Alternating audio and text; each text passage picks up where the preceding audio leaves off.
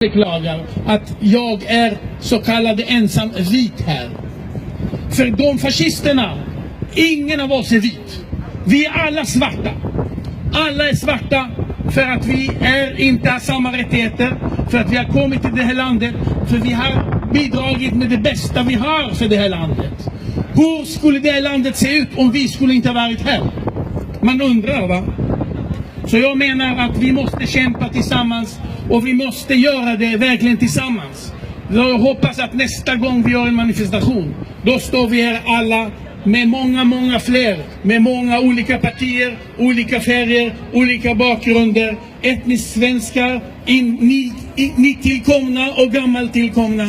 Vi är alla svenskar och vi är här för att stanna.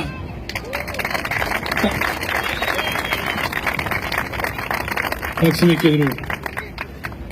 Ja, det är bra. Vi är här för att stanna. Det är viktigt att ha det här som en tydlig slogan till de som vill att vi ska packa väskorna och dra. Man får ju höra det där rätt ofta, eller hur? Ta ditt pick och pack och stick härifrån. Jag tror att de flesta har fått höra det någon gång, om inte direkt i ansiktet, för det brukar man ju inte alltid få höra, men så kommer det på ett mejl eller på ett brev eller som en Facebook-kommentar eller någonting liknande. Det är ganska vanligt, så nog har alla fått höra det. Och det är viktigt att man då står upp för sina rättigheter.